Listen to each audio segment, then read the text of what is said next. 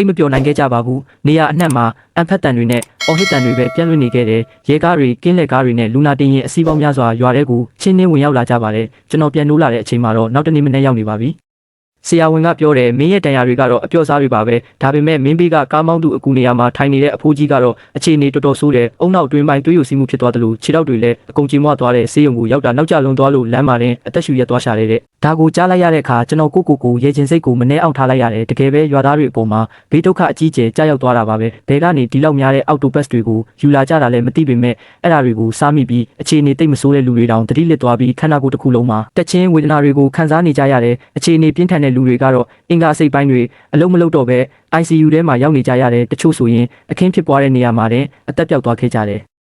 ကျွန်တော်ဘဝမှာပထမဆုံးအကြိမ်ဒီလောက်အထိကြီးမားတဲ့အစားအစာဘေးကင်းလုံခြုံမှုဆိုင်ရာဖြစ်ရဆိုမျိုးကိုမြင်ဘူးတာပါပဲဌာနဆိုင်ရာကြီးအကဲတွေအားလုံးကလည်းဒီကိစ္စကိုအရေးပေါ်စုံစမ်းစစ်ဆေးမှုတွေလုပ်နေကြပြီးမီဒီယာသမားတွေကလည်းဒီသတင်းကိုအနှံ့ရသွားကြပြီးအတိမပေးပဲချူရှင်းရွာကိုသတင်းထောက်အစုလိုက်ရောက်လာကြတော့တယ်လူတိုင်းကကင်မရာတွေကိုစီနဲ့ရွာကတာဝန်ရှိသူတွေကိုမှန်ပေလူနဲ့ချိန်ရွယ်နေကြပြီးအခုဆိုရင်အရင်ဆုံးလုပ်ရမှာကတိတ်မောက်သွားတဲ့ track ကားရဲ့တက်တွေတွေကိုဖျောက်ဖျက်ပေးနိုင်မဲ့သူတယောက်ယောက်ကိုရှာရတော့မယ်ပြီးတော့ဒီသတင်းထောက်တွေကိုကင်တွယ်ဖြည့်ရှင်းဖို့လူလွတ်ရမယ်အခုငါဘာဆက်လုပ်ရမလဲရွာရဲ့အကြီးအကဲကရွာလူကြီးကတော့သူ့ကောင်းသူကုတ်ရင်ဘာဖြေမှရှာမရတော့ဘူးအဲ့ဒီအချိန်မှာပဲရုတ်တရက်ရွာထဲမှာမီးကြီးကျယ်လောင်ပါလေရောဘသူကမီးရှို့လိုက်မှန်းလဲဘသူမှမသိကြဘူးအစိတ်တင်ပြီးအားရင်ကြီးနေတဲ့ရွာသားတွေအတွက်တော့ဒီမီးကဒဏ်ရာပေါ်ကိုအသွားနဲ့ထပ်မံနှိပ်စက်လိုက်တယ်လို့ပါပဲကျွန်တော်အထက်ကိုမောကြည့်ရင်စိတ်ထဲကနေပြောလိုက်မိတယ်ဖျားသခင်ကိုတိုင်တီးပြီးပြောရရင်ဘလို့နှက်ကောင်းနှက်မြက်ကများငါကိုစားလက်စားလာချေပေးနေတာလဲလို့ပေါ့အော်တိုဘတ်တွေကိုအရက်နဲ့တွဲပြီးကင်းစားဖို့စိတ်ကူးမျိုးဆိုတာစေတန်တောင်စိတ်ကူးရင်နိုင်မှာမဟုတ်ဘူးကျွန်တော်ရဲ့ချင်းစိတ်ကိုမနှဲထိန်ထားလိုက်ရတယ်အဲ့ဒီအချိန်မှာပဲဆေးရုံရဲ့အဓိကတကားကြီးဝုန်းကနေပွင့်သွားပြီးရဲရရှိတယောက်ကျွန်တော်ရှိမှလာရက်တယ်ဟဲလို့လှုပ်ထုံးလုံနည်းရခမရဲ့ထွက်ဆိုချက်ကိုကျွန်တော်တို့လိုအပ်ပါတယ်တဲ့မေးစရာရှိတာမေးပါကျွန်တော်အပြည့်အဝပူးပေါင်းဆောင်ရွက်ပါမယ်ကျွန်တော်တို့ရဲ့စုံစမ်းစစ်ဆေးမှုအရခမကဒီလမ်းကိုမယူသင့်ဘူးလို့သိရတယ်အက်ဆီဒင့်ဖြစ်တဲ့အချိန်မှာခမဘာလို့ရုတ်တရက်လမ်းကြောင်းပြောင်းလိုက်တာလဲတမင်လောက်တာမဟုတ်ပါဘူးကားမောင်းသူအကူနေရာကအဖိုးကြီးက highway လမ်းပိတ်နေတယ်ဒီလမ်းကပုံမြန်တယ်လို့ပြောလို့ပါပြီးတော့သူကသူ့အိမ်ရှိထိလိုက်ပို့ပေးဖို့လဲတောင်းဆိုခဲ့သေးတယ်ကျွန်တော်ဖုန်းကိုပြန်တွေ့ပြီမလားကျွန်တော်ဘဝအကြောင်းတွေကိုမှတ်တမ်းတင်ထားရတာဝါသနာပါလို့အဖိုးကြီးကားပေါ်တက်လာတာနဲ့ဗီဒီယိုမုတ်ကိုဖွင့်ထားခဲ့တာအရာအလုံးအဲ့ဒီထဲမှာမှတ်တမ်းတင်ပြီးသားပါရဲကပြန်ပြောတယ်ခမဖုန်းကိုကျွန်တော်တို့ပြန်တွေ့ပါတယ်ကိုယ်တည်းကတော့နည်းနည်းပျက်စီးသွားပေမဲ့အထက်ကရေဝင်သွားပြီးကျွန်တော်တို့ရဲ့နည်းပညာဌာနက data တွေကိုပြန်ဆယ်ယူဖို့ကြိုးစားနေပါတယ်။ကောင်းပြီအနည်းဆုံးတော့ဒါကကျွန်တော်မှအပြစ်မရှိဘူးဆိုတာတက်တည်ပြနိုင်မှာဖြစ်တယ်လို့အဲ့ဒီအဖိုးကြီးလည်းလွတ်မြောက်သွားမှာမဟုတ်တော့ဘူး။ကျွန်တော်တို့စုံစမ်းစစ်ဆေးမှုကိုဆက်လုပ်သွားမှာပါ။ဘယ်တန်တရားရှိသူကိုမှထွက်ပြေးခွင့်ပေးမှာမဟုတ်ဘူး။သူတို့ကအဲ့ဒီအဖိုးကြီးရဲ့ဖုန်းကိုလည်းရှာတွေ့သွားခဲ့ကြတယ်။အဲ့ဒီအချိန်မှာပဲကျွန်တော်တတိယသွားတာကအဲ့ဒီအဖိုးကြီးကျွန်တော်ကားပေါ်တက်လာတဲ့အချိန်ကစပြီးတစုံတစ်ယောက်ကိုသတင်းပို့နေတယ်လို့မျိုးသူ့ဖုန်းကိုလက်ကနေလုံးဝမချခဲ့တာပဲ။ဒါဟာဒီအမှုရဲ့တကယ်တော့ချက်ပဲ။အခုလေးတင်ကျွန်တော်တို့အဖွဲ့ကဖုန်းဆက်လာတဲ့ accident ဖြစ်ပြီးနောက်မှာသူ့ဖုန်းထဲမှာသူဖြတ်ပစ်ဖို့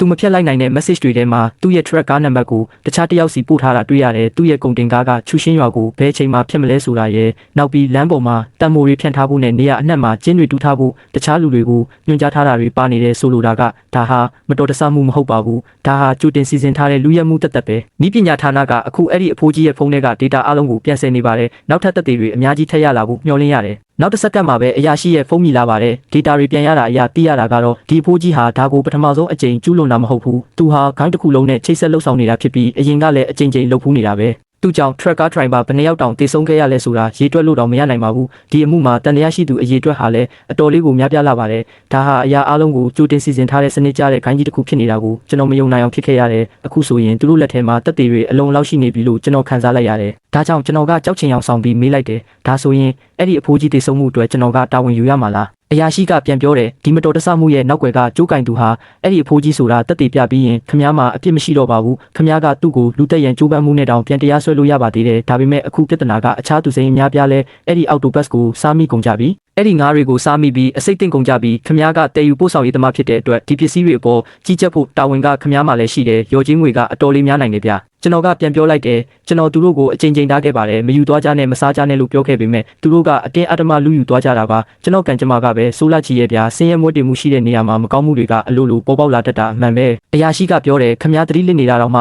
ှသူတို့ကိုသတိပေးခဲ့တာကိုမှတ်မိနေသေးတာပဲအဲ့ဒီအော်တိုဘတ်တွေကိုလုံးဝမစားဘူးနီးလန်းမမှန်ပဲချက်ပြုတ်ရင်အင်မတန်ပြင်းထန်တဲ့အစိတ်တွေပါဝင်နေဆိုတာကိုခမားပြောခဲ့တာပေါ့ဒါပေမဲ့သူတို့ကနားမထောင်ခဲ့ကြဘူးဒီဖြစ်ရဖြစ်ပွားခဲ့တဲ့နေရာမှာCCTV ကင်မရာတွေရှိတယ်အဲ့ဒါကခမားပြောတဲ့စကားကိုတက်တည်ပြပေးနိုင်လိမ့်မယ်ကျွန်တော်ကဟုတ်ကဲ့ footage တွေထဲမှာမြင်ရမှာပါလို့ပြန်ပြောလိုက်တယ်အ အရာရှိကကျွန်တော်တို့ညက CCTV တွေကိုအကုန်စစ်ပြီးဒါပေမဲ့အတမတ်တန်းတော့မပါဘူးရွာသားတွေကအော်တိုဘတ်တွေနဲ့ဝိုင်တွေကိုလူယူသွားတာပဲမြင်ရတယ်သူတို့ခမရဖုံးကိုလွှင့်ပစ်ခဲ့တယ်လို့ရဲစီဖုံးမဆက်နိုင်အောင်လဲတားဆီးခဲ့ကြတယ်လို့ပြောပြီးတက်ပြင်းချလိုက်တယ်ကျွန်တော်စီကနေတခြားအသုံးဝင်တဲ့သတင်းအချက်လက်ထပ်မရတော့တဲ့အတွက်သူတို့ထွက်သွားကြတယ်ဒါပေမဲ့ကျွန်တော်အေးအေးဆေးဆေးနားလို့မရသေးပါဘူးချူရှင်းရွာသားတွေကကျွန်တော်တတိယလာပြီဆိုတာကိုသိသွားကြလို့ပါသူတို့ဟာကျွန်တော်ရဲ့ဆေးရုံခန်းပြင်ဘက်ကိုတန်းရောက်လာကြပြီးတကားကိုမင်းကလူတက်သမားတခိုးပဲ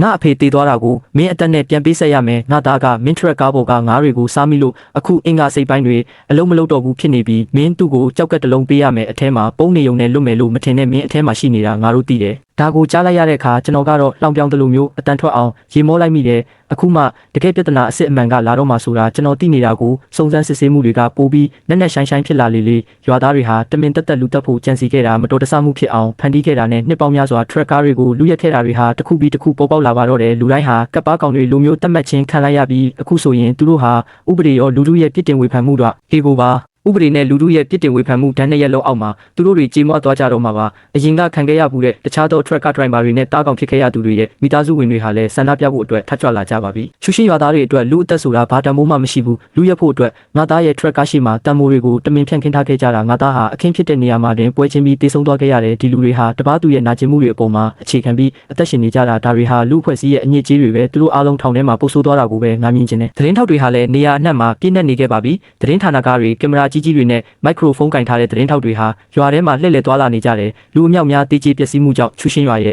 ့ချူရှင်းရွာသားတွေကိုလူထုရှိမှတရားစီရင်ဖို့တရားရုံးတင်စစ်ဆေးခြင်းပြုလုပ်တော့မှာပါအမှုဆက်တင်ဖွင့်လိုက်တာနဲ့ရွာသားအများပြားဟာရွာကနေထွက်ပြေးဖို့ကြိုးစားကြပေမဲ့အားလုံးဖမ်းဆီးခံရပြီးရဲစခန်းကိုပို့ဆောင်ခြင်းခံလိုက်ရပါတယ်ဖြစ်စဉ်ဖြစ်ပွားပြီး10ရက်ခန့်ကြာသွားတဲ့အခါတရွာလုံးနီးပါးအချုပ်ထဲရောက်နေပါပြီဒါပေမဲ့ချွင်းချက်တစ်ခုကတော့ရွာရဲ့လက်ထောက်ကြီးကအဲ့ပါပဲသူကရွာပြင်ကလူဖြစ်ပြီးဖြစ်ရတိုင်းကိုသူ့ကင်မရာနဲ့ဗီဒီယိုမှတ်တမ်းတင်တက်တည်ယူထားခဲ့ပါတယ်ဒါကြောင့်သူ့ကိုတရားမျှတမှုအတွက်ကူညီပေးခဲ့တဲ့သတင်းပေးသူဖြစ်သတ်မှတ်ပေးခဲ့ကြတယ်ကျွန်တော်ဟာဒီသတင်းကိုဖုန်းပေါ်မှာကြည့်ရင်ဂျင်းနဲ့အားရတဲ့အပြုံးမျိုးနဲ့ရေမောနေမိပါတယ်ဒါပေမဲ့အဲ့ဒီအချိန်မှာပဲရဲတွေကကျွန်တော်ကိုလာခေါ်ပြန်ပါတယ်ဒီတစ်ခါတော့ကျွန်တော်ကိုစစ်ဆေးမင်းမြန်းတဲ့အခန်းစီကိုတန်တန်မတ်မတ်ခေါ်ဆောင်သွားခဲ့ပါတယ်အရာရှိကပြောတယ်ခမ ्या ကတားကောင်ဖြစ်ခဲ့ရတဲ့မိသားစုဝင်တွေနဲ့တွေ့ဆုံနေတာကိုတယောက်ကမြင်ခဲ့တယ်ဒီဖြစ်စဉ်တစ်ခုလုံးဟာခမ ्या တို့အားလုံးပူးပေါင်းကြံစည်ထားတာလို့ကျွန်တော်တို့ပြင်းပြင်းထန်ထန်တန်တရားရှိနေတယ်အခုကျွန်တော်မင်းမဲ့မေးခွန်းတွေကိုအမှန်တိုင်းပဲဖြေပါပထမဆုံးမေးခွန်းကခမ ्या လေဤကိုသိသလားကျွန်တော်ကပြန်ဖြေလိုက်တယ်ဟုတ်ကဲ့သိပါတယ်ကျွန်တော်နဲ့တားကောင်ဖြစ်ခဲ့ရသူရဲ့ဆွေမျိုးတစ်ယောက်ဟာတငယ်ချင်းတွေပါကျွန်တော်တို့အတူတူရှိနေတော့ကအဖိုးကြီးလေးလည်းအဲ့ဒီမှာရှိနေခဲ့တာလေအရာရှိကအတန်နှိမ်ပြီးပြောတယ်ခမ ्या လိန်နေတာပဲကျွန်တော်တို့ရဲ့စုံစမ်းစစ်ဆေးမှုတွေရလွန်ခဲ့တဲ့နှစ်အနည်းငယ်ကခမ ्या ရဲ့အဖေဟာလည်း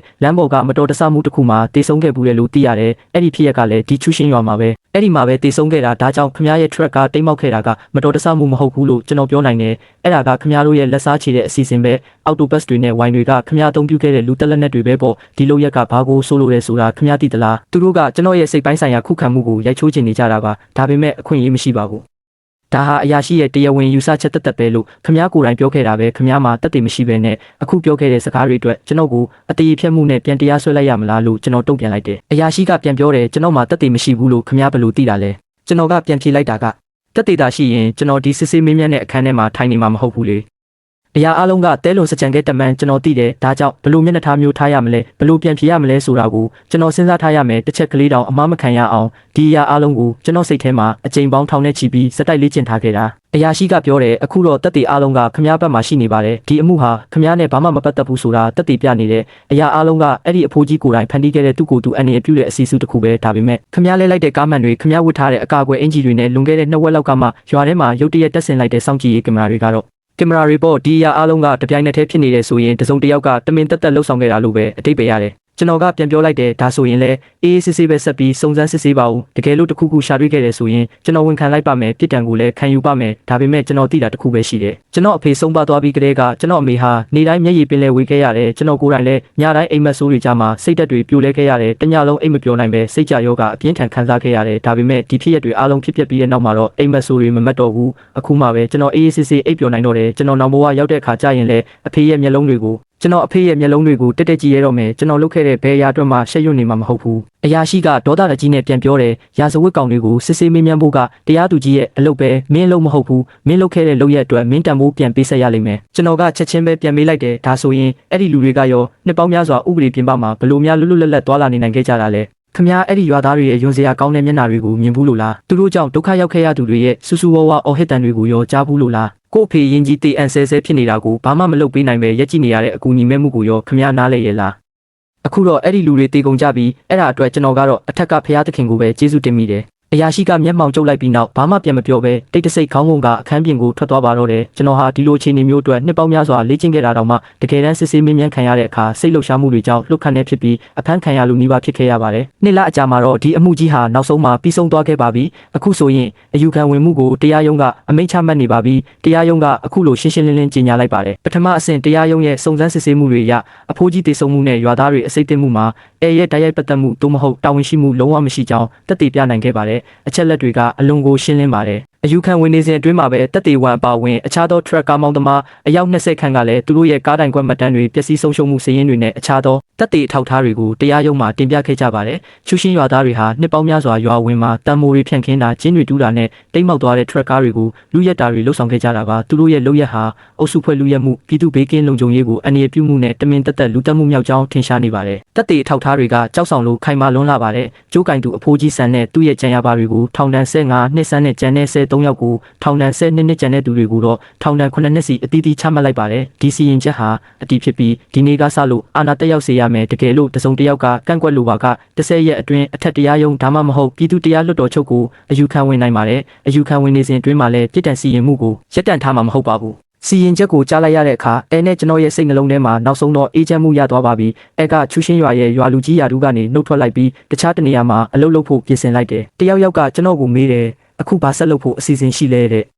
ကျွန်တော်က truck ကားပဲဆက်မောင်းနေဦးမှာပါတကယ်လို့အဲ့ဒီလမ်းကြောင်းကိုပဲပြန်သွားရမယ်ဆိုရင်တော့အခုတော့စိတ်ချလက်ချရှိနေပါပြီဘယ်သူမှလမ်းပိတ်ဖို့တတိရှိတော့မှာမဟုတ်ဘူးလေအမှန်ပဲကျွန်တော်အဲ့ဒီလမ်းကိုပြန်သွားဦးမှာပါအခုတော့အေးချမ်းသွားပြီဖြစ်တဲ့ဒီချူရှင်းရွာလေးကနောက်ထပ်မှောင်မိုက်တဲ့အမှန်တရားတွေကိုဖုံးကွယ်ထားဦးမလားဆိုတာကြည့်ကျင်သေးတယ်နောက်ပြီးအနာဂတ်က truck ကားမောင်းသမားတွေကိုတရားမျှတမှုဆိုတာဘယ်တော့မှမတည်ဆုံဘူးလားဆိုတဲ့သတင်းစကားပေးခြင်းလို့ပါအမောင်ဆုံးထောက်ဆွန်းတွေမှဒါတောင်မှတနေ့မှာနေအောင်ကြီးကတော့အမှန်တကယ်ကြားရောက်လာစမြဲပါပဲချူရှင်းရွာရဲ့မကောင်းမှုအညစ်အကြေးအလုံးကိုတုတ်တင်ဖယ်ရှားနိုင်ခဲ့ပါပြီဒါပေမဲ့ကျွန်တော်ပြောခဲ့သလိုပါပဲဒီမြို့မှာအရေးမီးတွေထဲမှာခိုအောင်နေထိုင်ပြီးမြို့ကိုမင်းမဲ့စရိုက်ဆန်အောင်တွန်းပို့ခြင်းနေသူတွေအရာအလုံးကိုအမောင်ထုတဲ့နစ်မြုပ်သွားစေခြင်းတဲ့သူတွေရှိနေပါသေးတယ်